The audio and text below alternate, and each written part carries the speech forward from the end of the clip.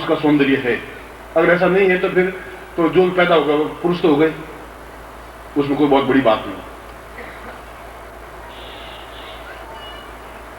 और आज इतने वर्ष बीतने के बाद भी जो मन में एक उमंग है, उत्साह है, और उसके बाद वह साधना मुझे कहीं मिली भी नहीं, और मुझे एहसास हुआ कि वास्तव में वेद व्यास ने जो लिखा उस धारा के बारे में या राधा के बारे में या कृष्ण के बारे में कितना काले होता हुए भी अपने आप में इतना सम्मोहित कि सैकड़ों गोपिकाओं को एकदम प्रेम में बना दिया, प्रेम सिखा दिया, उसको अपने समान बना दिया, अपने जैसा अनुरक्ति बना दिया, उस कुरूप वृषभानु की लड़की को एकदम सौंदर्यमयी बना दिया।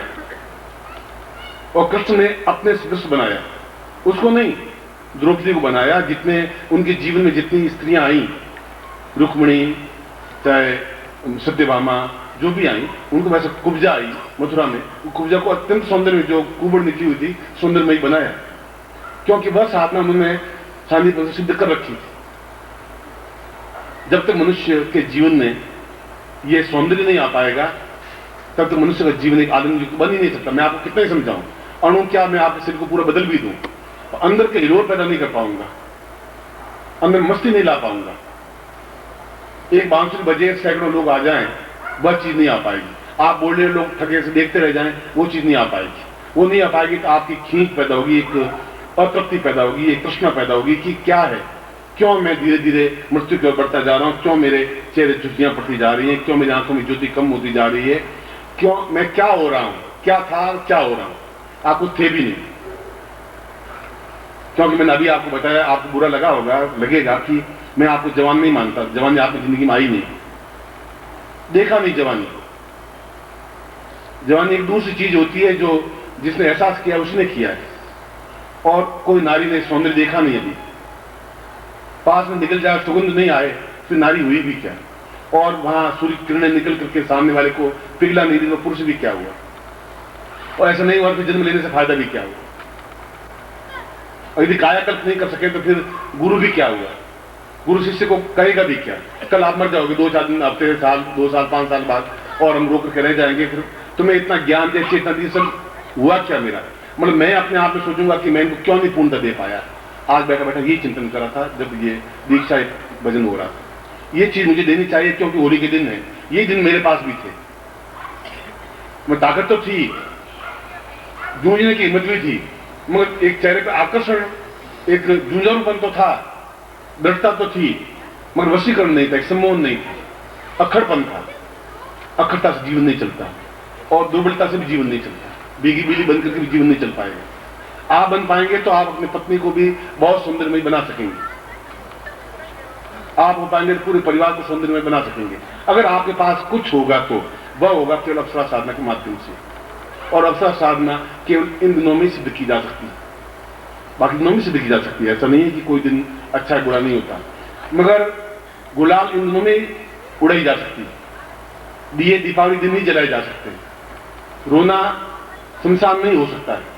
आप घर में बैठे बैठे जोर जोर से रोने लग जाए, लोग सर पागल काट ले रो रहा है, उनका एक दिन मर जाएंगे, अरे मर जाएंगे तो मर, अभी क्यों रो रहा है, जब मरेगा तब रोना। अब शमशान तुम नहीं रो, लोग सर आदमी यहां रोना चाहिए, तुम हंस रहे हो। हर परिस्थिति और हर समय हर स्थान अपने स्थान पर अपने आप में महत्व रखता है। जैसे फाल्गुन का महीना अपने आप में इस प्रकार की साधनाओं के लिए अद्वितीय है, जहां पर एक हिलोर आती है, एक वसंत की ऋतु की प्रारंभ होता है, जहां कामदेव का शुरुआत होती है। वसंत का मतलब कामदेव, वसंत का मतलब रति, सौंदर्य की साकार प्रतिमाएं तो रति है, इसे राधा को रति कहा गया, कृष्ण को कामदेव कहा गया, इसलिए कहा गया कि उनमें वह सौंदर्य था। उस सौंदर्य को मैंने एहसास किया, भोगा, देखा, और उसके बाद में एक अप्सरा नहीं फिर तो 4, 6, 8, 10, आज भी मैं जब ऑफिस में बैठा होता हूँ, घंटा 2 घंटा दरवाजा बंद कर बैठ जाता हूँ, तो पत्नी कहती है कि हो गई बातचीत पूरी कंप्लीट, सही हो गए, अब भोजन कर लो। भाई मैं तो बैठा लिख रहा था, हाँ आप लिख रहे थे, मुझे मालूम। आज भी वो और नारी होगी, वह पसंद करेगी नहीं, वह संभव होगा नहीं। मैंने कहा भाई दरवाजा बंद करके कौन सा मैं कोई बहुत गड़बड़ कर रहा था, कोई गलत तो कर नहीं रहा था, अब करूंगा भी क्या, जब टाइम था तो किया नहीं, अब क्या कर पाऊंगा। नहीं 2 घंटे और आप बैठ जाइए अंदर थोड़ी, मुझे मालूम है सब कुछ। और मैं कहता हूं कि ऐसा सिद्ध किया है, और मैं इस बात में एक तृप्ति महसूस करता हूं। इसलिए नहीं, जो जीवन की आवश्यकता होती है वो अपने आप प्रदान करती ही है, क्योंकि वो अप्सरा एक योनि है, एक स्थिति है जो सब कुछ प्रदान ही करती है, लेती कुछ नहीं। व्यक्ति को यौवन देती है, उसको ताकत देती है, पुरुषार्थ देती है, पौरुष देती है, प्रबलता देती है, चेतना देती है, एक वृत्तता को दूर उठा करके क्षमता देती है। वो नारी दे सकती है, मगर वो नारी हो, वो सौंदर्यवान बने, वो सौंदर्य युक्त हो, तब ऐसा हो पाएगा। अगर वो सौंदर्य आप देख सकें, यदि वो यौवन का वेग देख सकें, तो आप वृद्ध नहीं है, आपका मन वृद्ध हो गया है, आपका शरीर वृद्ध नहीं हो सकता। यह कायाकल्प में परिवर्तित हो सकता है। इतने कुरूप स्त्री को भी सुंदर बनाया जा सकता है, इतने कुरूप कृष्ण को भी सौंदर्यमय बनाया जा सकता है। कृष्ण अपने आप में जन्म से बहुत सौंदर्यवान नहीं थे, अद्वितीय नहीं थे, एक महापुरुष थे। महापुरुष जन्म से कोई महापुरुष नहीं होता। बंदी खाने में, जेल खाने में पैदा होने वाला महापुरुष नहीं मिल सकता। वह तो उनके कार्यों के माध्यम से उस सांदीपन के आश्रम में आकर के सीखने के बाद में कृष्ण अपने आप में अद्वितीय योग पुरुष बने। मैं अगर ग्रस्त होता तो एक लेक्चरर होता, हेड ऑफ डिपार्टमेंट हो जाता, अब रिटायर्ड हो जाता आराम से, 92 में रिटायर्ड हो जाता और पेंशन मिल जाती, घर में बैठा रहता। फिर एक साधना शब्द की, दूसरी की, तीसरी की, मेरे 108 अप्सराएं सब देखेंगे एक बार कि क्या है उसमें।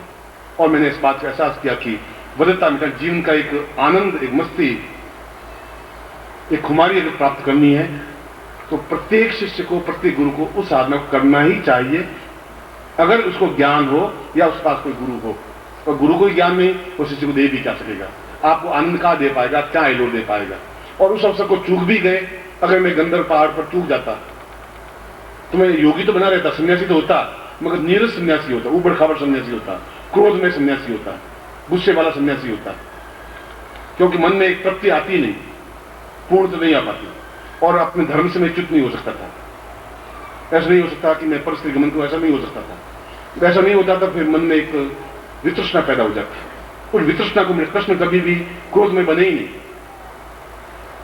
उनका चेहरा बहुत शांतमय होते हुए भी महाभारत युद्ध को जीत लिया, द्वारका के राजा बने, अतुलनीय धनवान बने, एक बिल्कुल एक धोती लेकर के मथुरा से निकले और अरबपति बने, द्वारका के राजा बीज बन गए, पूरे महाभारत युद्ध को जीत करके दिखा दिया। क्योंकि उनके अंदर वह उद्दाम वेग था, यौवन था, वो साहस थी, क्षमता थी। उन्होंने कहा कि सब युद्ध करेंगे, मैं बिना शस्त्र के युद्ध करूंगा, शस्त्र नहीं उठाऊंगा पूरे महाभारत में, और मैं जीत के दिखा दूंगा। केवल 5 लोगों के बीच में रह करके पूरे हजारों कौरवों को समाप्त करके जीत के दिखा दिया। और तुम्हें इस संसार में जीतना है, समय बीता नहीं है, जीतना है। बहुत अच्छा संगीतज्ञ बन करके, बहुत अच्छा यौवनवान बन करके, बहुत अच्छा प्रफुल्लित बन करके, बहुत अच्छा पौरुषवान बन करके, और पूरे कायाकल्प करते हुए। और वह हो पाएगा जब आपके अंदर पूर्ण स्वरूप, पूर्ण आनंद और पूर्ण सौंदर्य समाहित हो पाएगा।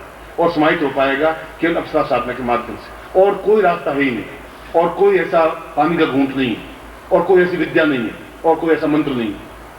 कोई कायाकल्प के पहले भी इसी साधना को सिद्ध करनी पड़ेगी कि मेरे आंख में कहीं कोई न्यूनता आई नहीं। और पूरा जीवन एक, आज भी मैं गुनगुना रहा हूं तो मस्ती के साथ गुनगुनाता हूं ना, स्नान करता हूं तो मस्ती के साथ, तैरता हूं तो मस्ती के साथ, मैं काम करता हूं तो हर क्षण मेरे सामने सौंदर्य कुंज बना रहता है। जब भी मैं इच्छा करता हूं वह चीज मुझे प्राप्त होती ही है। ऐसी कोई संसार की चीज है ही नहीं जो मुझे नहीं मिले।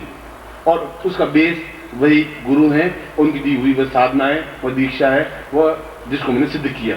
मैंने वहां न्यूनता बताई कि मैं 3 दिन बिदकता रहा, मैं खुद बताऊंगा। मैं खुद अपने आप में एक कॉम्प्लेक्स माइंड में आया कि ये मैं क्या कर रहा हूं, क्या मैं पत्नी के साथ धोखा कर रहा हूं, क्या परिवार के साथ धोखा, क्या मेरा सन्यास जीवन के साथ धोखा कर रहा हूं, क्या ये वेद व्यास में लिखा वो सब गलत है, क्या कृष्ण वास्तव में बहुत कुरूप थे, क्या राधा बिल्कुल ढंगी थी, वह इतनी सौंदर्यवान कैसे बनी, और सौंदर्य नहीं है तो जीवन क्या है, फिर मैं कायाकल्प कर कैसे पाऊंगा, कैसे अपने आप को वापिस शिष्यों के बीच में एक समाहित कर पाऊंगा।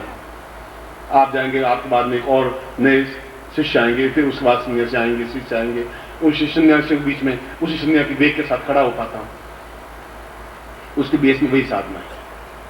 और ऐसी साधना केवल होली के अवसर पर, मैंने कहा कि ये दिन आपके लिए इतने अधिक मधुर श्रेष्ठ हैं कि होली का तो समय है ही, मगर दोनों ग्रहण के बीच का समय भी है। कल रात्रि को भी यही साधना की, चाहे 2 घंटे के लिए की, मगर उसी साधना को, उसी मंत्र को वापस कल रात को प्रस्तुत किया मैं करीब 1 बजे से लगा के 3 बजे तक, क्योंकि उसको वापस पुनरुक्ति करना मेरे लिए आवश्यक था। मैं देख रहा था कि लोगों की आंखों में क्या मेरे प्रति चिंतन बनता जा रहा है। इसलिए इस फाल्गुन मास में, इस समय में एक दुर्लभ वरदान मैं आपको दे रहा हूं। दुर्लभ वरदान जो आज तक जिंदगी में कहा नहीं दुर्लभ शब्द को, वह वरदान दे रहा हूं कि मैं स्वर्ण प्रभा अप्सरा साधना आज ही सिद्ध करके आपको दिखा दूंगा कि रात्रि को आपके सामने सिद्ध हो तो मैं गुरु हूं, अन्यथा गुरु हूं।